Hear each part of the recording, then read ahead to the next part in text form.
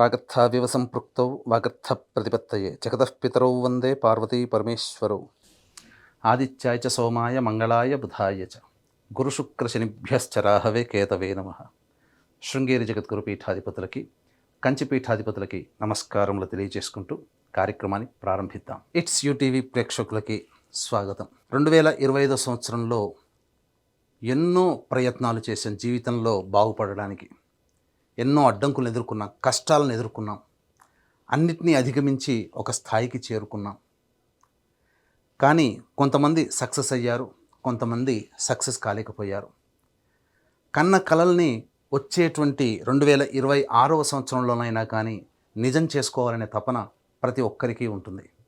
అయితే మనకు ఉన్నటువంటి సాంప్రదాయకమైనటువంటి విధానం ప్రకారం ప్రతి సంవత్సరం ఉగాది టు ఉగాది రాశి ఫలాలు చెప్పుకోవడం సాంప్రదాయం. కానీ ప్రపంచమంతా ఒక ధర్మాన్ని పాటిస్తుంది కాబట్టి అది కూడా మనం అంగీకరించక తప్పదు. అయితే ఇప్పుడు మనం చెప్పుకోబోయేటువంటి రాశి ఫలాలు ఏవైతే ఉన్నాయో యూటీవీ ప్రేక్షకులు గమనించాలి.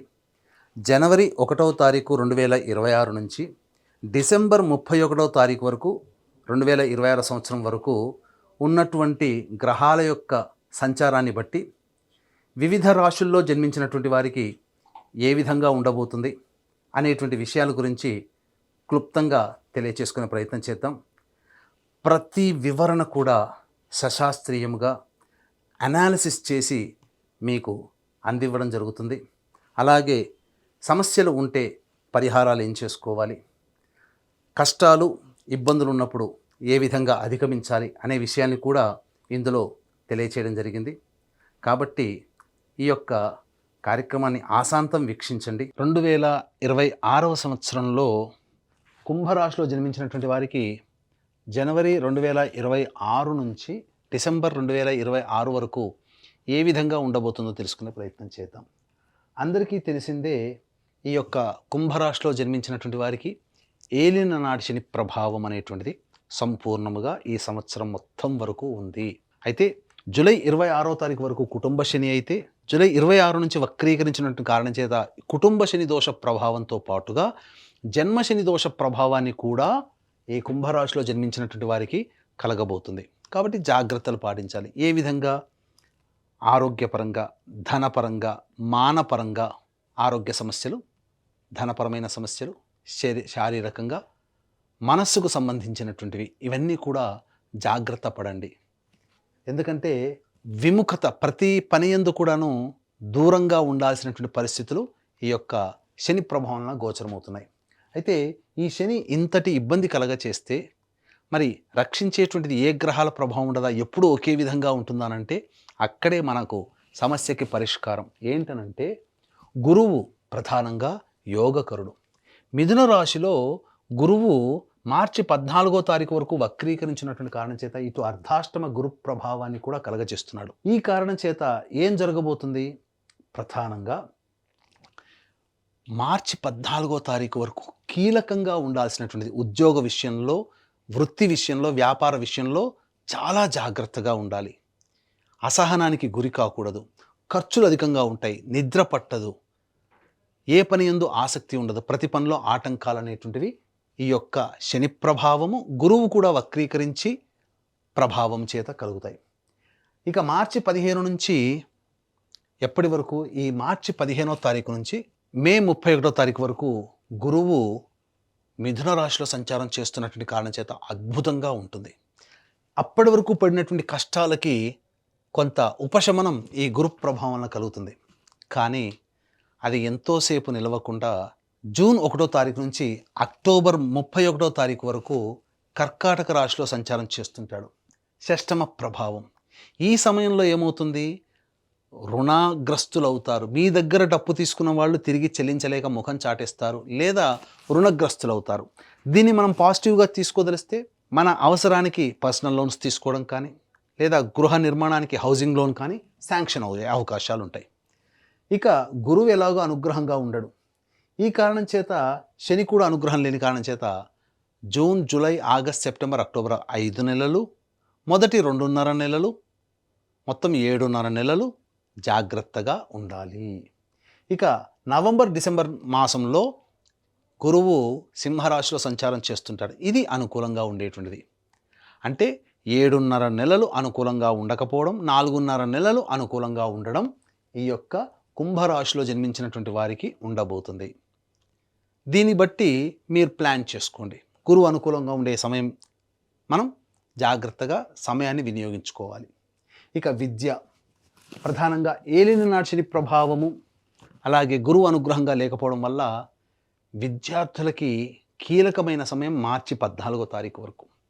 ఈ సమయంలోనే కదా అన్ని అకాడమిక్ ఎగ్జామ్స్కి సంబంధించిన ఎగ్జామ్స్ అవుతుంటాయి అకాడమిక్ ఇయర్స్కి. కాబట్టి ఎక్కువగా కష్టపడండి విద్యార్థులు. ఆషామాషిగా తీసుకోకండి. తల్లిదండ్రులు కూడా మీ పిల్లల పట్ల శ్రద్ధ ఎక్కువగా పెట్టండి. 150% కష్టపడితేనే 80% ఫలితాలు సాధించగలుగుతారు.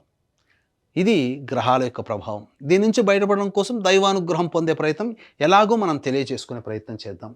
ఇక ఉద్యోగ సంబంధంగా అంటారా, ముందు తెలియచేసుకుందాం. ఈ ఉద్యోగ సంబంధంగా ఎటువంటి నిర్ణయాలు తీసుకోవాలి, ఏ సమయంలో ఉద్యోగం మారాలి, ఎప్పుడు ఉద్యోగం వస్తుంది అనేటువంటి విషయాలు. ఇక వివాహ విషయానికి వచ్చేసేసరికి ఆఖరి 2 నెలలు లేదా ఏప్రిల్ అండ్ మే నెలలు ఇవి వివాహానికి అనుకూలంగా ఉండే సమయం. వివాహం నిశ్చయమవుతుంది, ఇంటివారు అవుతారు. వివాహం కాని అబ్బాయిలు అమ్మాయిలు సంతోషంగా ఉండవచ్చు, అందులో ఇబ్బంది పడాల్సింది లేదు.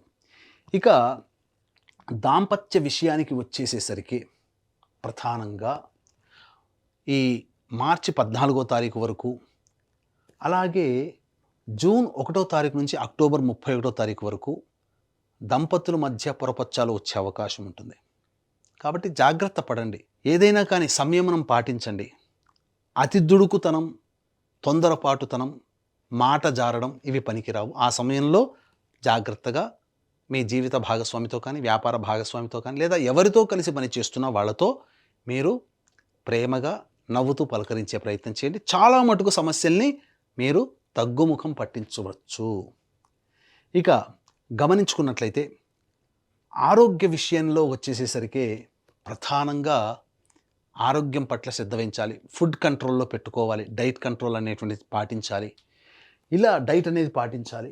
ముఖ్యంగా నడుము దగ్గర నుంచి పాదాల వరకు బలహీనంగా అనిపించడం, ఐరన్ డెఫిషియన్సీతో బాధపడుతూ ఉండడం, శ్వాస తీసుకోలేకపోవడం లాంటి సమస్యలు కుంభరాశిలో జన్మించినటువంటి వారు పొందే అవకాశం ఉంటుంది.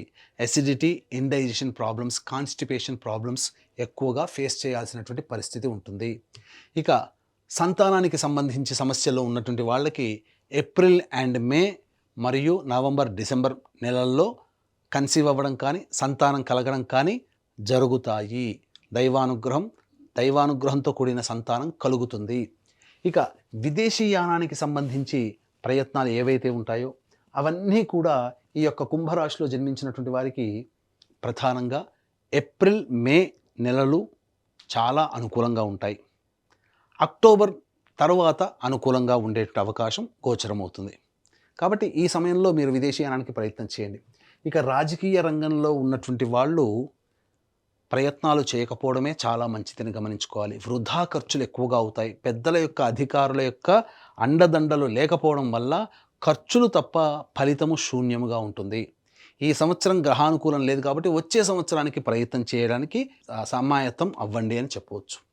ఇక కళారంగంలో ఉన్నటువంటి వాళ్ళకి ప్రధానంగా అవకాశాలు అంతంత మాత్రమే. Cinema, TV serials, social media, printing and electronic media రంగంలో ఉన్నటువంటి వాళ్ళ అవకాశాలు అంతంత మాత్రంగానే ఉంటాయి. ధన రాబడి కూడా అలాగే ఉంటుంది. కాబట్టి అంది వచ్చినటువంటి అవకాశాలని సద్వినియోగపరచుకోండి. దైవానుగ్రహాన్ని పొందే ప్రయత్నం చేసుకుంటే పేరు ప్రఖ్యాతులు పొందే అవకాశం ఉంటుంది. తద్వారా భవిష్యత్తుకి ఒక మంచి బాట వేసుకున్న వాళ్ళు అవుతారని చెప్పవచ్చు. ఇక ఈ యొక్క కుంభరాశిలో జన్మించినటువంటి రైతులు వాణిజ్య పంటలకి ఎక్కువగా ప్రాధాన్యత ఇవ్వండి. తద్వారా అధిక ధన సంపాదన మీకు సొంతమవుతుంది. ఈ విషయాన్ని వీక్షించేటువంటి కుంభరాశిలో జన్మించిన రైతులు గమనించగలరు. ఇక ఈ యొక్క రాశిలో జన్మించినటువంటి వాళ్ళు వ్యాపార రంగంలో ఉన్నటువంటి వాళ్ళు, ముఖ్యంగా ఈ చర్మ సంబంధము, తోలు సంబంధము, ఇటుక, ఇసుక, మట్టి సంబంధమైన వృత్తుల్లో ఉన్నవాళ్ళు, ఇనుముతో సంబంధం ఉన్నటువంటి వాళ్ళు, ఆటోమోటివ్ రంగంలో ఉన్నటువంటి వాళ్ళు, ఎడిబుల్ ఆయిల్స్, గ్రౌండ్ ఆయిల్స్ సంబంధించినటువంటి వృత్తుల్లో ఉన్నటువంటి వాళ్ళు ప్రధానంగా ఉన్న వ్యాపారాన్ని నడుపుకోవడం మంచిది. కింది స్థాయి ఉద్యోగస్తులు, క్లాస్ 4 క్యాడర్ ఉద్యోగస్తులు, వీళ్ళందరూ కూడా ఉన్న అవకాశాన్ని సద్వినియోగపరచుకోండి తప్ప కొత్త వాటికి అర్రులు చాచకుండా ఉండడమే ఈ సంవత్సరం అంతా చేయాల్సినటువంటిది.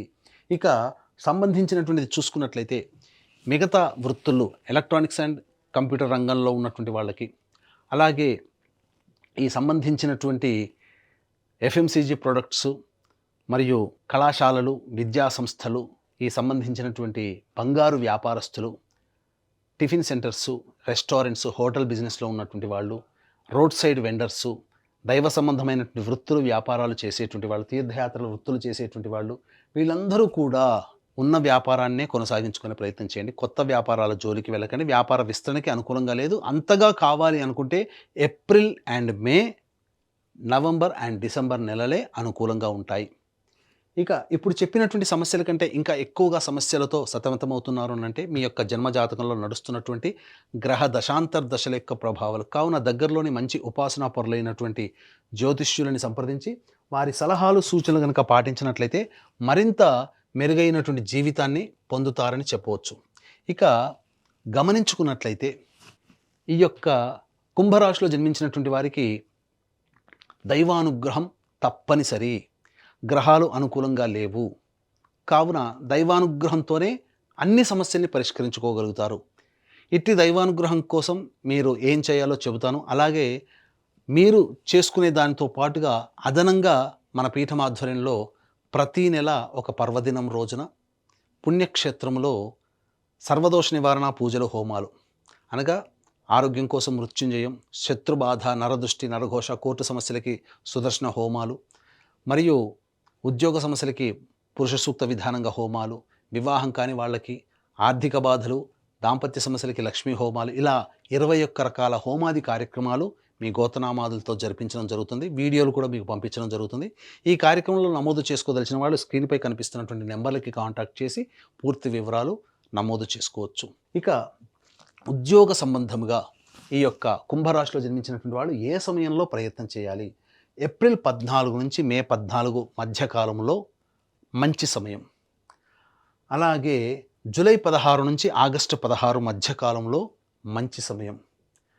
మరియు నవంబర్ 16 నుంచి జనవరి 13వ తారీఖు వరకు ఉన్నటువంటి సమయం చాలా మంచి సమయము. నవంబర్ 16 నుంచి డిసెంబర్ వరకు. అలాగే ఈ సంవత్సరం జనవరి 13వ తారీఖు వరకు మంచి సమయం. మళ్ళొకసారి తెలియచేస్తాను. ఏప్రిల్ 14 నుంచి మే 14 వరకు, అలాగే జూలై 16 నుంచి ఆగస్టు 16వ తారీఖు వరకు, మరియు నవంబర్ 16 నుంచి మొత్తం డిసెంబర్ మంత్ మొత్తం కూడా ఈ సంవత్సరం జనవరి 13వ తారీఖు లోపల వరకు మీరు ఉద్యోగ ప్రయత్నాలు చేయవచ్చు. మిగతా సమయాల్లో కనుక ప్రయత్నాలు చేస్తే ఆశించి భంగపడడం లేదా కష్టాలు పడడం తప్ప వేరే ఫలితం అనేటువంటిది ఉండదు, గమనించాలి. ఇక ఈ యొక్క కుంభరాశిలో జన్మించినటువంటి వారికి మార్చి వరకు కూడా నేను గొప్ప అనేటువంటిది ఎక్కువగా ఉంటుంది. కాబట్టి అహంకారం తగ్గించుకోండి, దుందుడుకు స్వభావాన్ని తగ్గించుకోండి. మీరు చాలా మటుకు గ్రహాలు అనుకూలంగా లేవు, మీరు తగ్గి ఉంటే ఆ గ్రహాలు కూడా అనుకూలంగా అవుతాయని చెప్పవచ్చు. ఇక ఏప్రిల్ నెలలో కుటుంబ సభ్యులతో వాగ్వివాదాలు జరిగే అవకాశం ఉంటుంది. కాబట్టి వాగ్వివాదాలకి దూరంగా ఉండే ప్రయత్నం చేయండి. ఇతరులతో చాలా తక్కువగా మాట్లాడండి. ఇక మే 1 నుంచి జూన్ 19వ తారీఖు వరకు అనుకూలంగా ఉండేటువంటి సమయం, అన్ని విధాలుగా జయం కలుగుతుంది. జూన్ 20 నుంచి ఆగస్టు 1వ తారీఖు వరకు వాహన ప్రమాదాలు చోటు చేసుకునే అవకాశం ఉంటుంది. శస్త్రచికిత్సలు జరిగే అవకాశం, ఉద్యోగంలో భయభ్రాంతులు, అలాగే తల్లిగారి ఆరోగ్యం పట్ల జాగ్రత్త వహించాల్సినటువంటి. ఆగస్టు 2 నుంచి సెప్టెంబర్ 17వ తారీఖు వరకు ప్రధానంగా నష్టాలు పోయేటువంటి అవకాశం ఉంటుంది. మరియు ఆరోగ్యం పట్ల శ్రద్ధ వహించాల్సినటువంటి పరిస్థితి, సంతానం మూలకంగా ఖర్చులు, సమస్యలు పెరుగుతాయి. సెప్టెంబర్ 18 నుంచి నవంబర్ 11వ తారీఖు వరకు అన్ని విధాలుగా యోగదాయకంగా ఉండేటువంటి సమయం. చేసే ప్రయత్నంలో దైవానుగ్రహంతో ఉన్నట్లయితే తప్పకుండా విజయం మీకు సొంతమవుతుందని చెప్పవచ్చు. ఇక నవంబర్ 12 నుంచి డిసెంబర్ వరకు ప్రధానంగా భాగస్వాములతో, జీవిత భాగస్వామి, వ్యాపార భాగస్వామి లేదా ఎవరితో కలిసి పనిచేస్తున్నా వాళ్లతో మాత్రం వాగ్వివాదాలు, కొట్లాటలకి దూరంగా ఉండండి. అన్ని విధాలుగా మంచి జరుగుతుందని చెప్పొచ్చు. ఈ విధంగా కుంభరాశిలో జన్మించినటువంటి వారికి అన్ని రకాలుగా దైవానుగ్రహం తోడైతేనే సమస్యలన్నీ కూడా తగ్గుముఖం పట్టి ఆనందకరంగా ఈ 2026లో మీరు జీవిస్తారు. అవకాశం ఉన్నవాళ్ళు ఈ యొక్క సమస్యల పరిష్కారం కోసం మీ యొక్క జన్మ జాతక రీత్యా ప్రతిరోజు కూడాను కాలభైరవాష్టక పారాయణము, అలాగే వీలు కుదిరినప్పుడల్లా శివాలయ సందర్శనం గనక ప్రదోష కాలంలో చేసుకొని ఆ పరమేశ్వరునికి నమస్కారం చేసుకొని 5 ప్రదక్షిణలు గనక చేయండి. తప్పకుండా ఒక వారం రోజుల పాటు చేస్తే మీ సమస్యకి పరిష్కారం భగవంతుడే తెలియజేస్తాడు. ఇంతకీ పరిష్కారం కాకపోతే సమస్యలకి మీ యొక్క దగ్గరలోని మంచి ఉపాసనా పరులైనటువంటి జ్యోతిష్యుల్ని సంప్రదించి వారి సలహాలు సూచనలు పాటించండి. మరింత ఆనందకరంగా జీవితాన్ని పొందుతారని చెప్పవచ్చు. ఇట్స్ యూటీవీ ప్రేక్షకులు విన్నారు కదా, ఇప్పుడు చెప్పినటువంటి రాశుల్లో జన్మించినటువంటి వారికి ఏ విధంగా ఉండబోతుందో తెలుసుకున్నారు. ఈ రాశిలో జన్మించినటువంటి వారికి అందరికీ కూడా మంచి జరగాలి, మీ యొక్క సంకల్పం నెరవేరాలి, అలాగే కష్టాలు, ఇబ్బందులు, సమస్యలు వచ్చినప్పుడు ఏ విధంగా అధిగమించాలో తెలుసుకున్నారు, ఎటువంటి పరిహారాలు పాటించాలో కూడా తెలుసుకున్నారు. కాబట్టి మీకందరికీ మంచి జరగాలని కోరుకుంటూ మరొక్కసారి ఇట్స్ యూటీవీ ప్రేక్షకులకి మీ సంకల్పం నెరవేరాలని కోరుకుంటూ సెలవు.